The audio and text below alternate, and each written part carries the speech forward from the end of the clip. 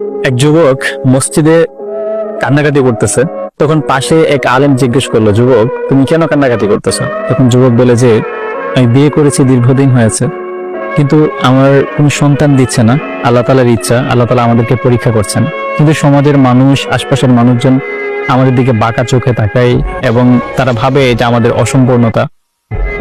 তার ভার না নিতে পেরে আমার স্ত্রী মানসিক ভারসাম্য হারিয়ে ফেলছে। আমি আমার স্ত্রীকে বড্ড ভালোবাসি, তাকে ছাড়া আমার জীবনটা অচল হয়ে যাবে।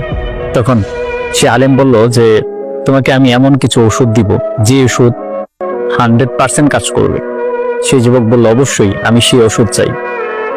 আলেম বলল, ওষুধটা কিন্তু অনেক কঠিন সেটা খাওয়া, পালন করা। তখন সে আলেম বলল, তুমি ফজরের নামাজের ঠিক 2 ঘন্টা আগে উঠবে।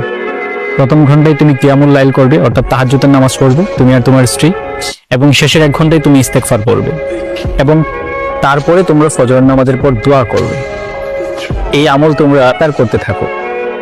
তখন সেই যুবক তার স্ত্রীর কাছে বলে, একই আমল 2 জন একসাথে শুরু করলেন এবং তারা আল্লাহ তাআলার পক্ষ থেকে গ্রিন সিগন্যাল পেল এবং তাদের সন্তান হলো। অর্থাৎ আমরা যদি আল্লাহ তাআলার কাছে কোনো কিছু চাই, ইস্তেগফার পড়ি এবং তাহাজ্জুদের নামাজের আমল করি, তখন আল্লাহ তাআলা আমাদের জীবনের কোনো কিছুই অসম্পূর্ণ রাখেন না।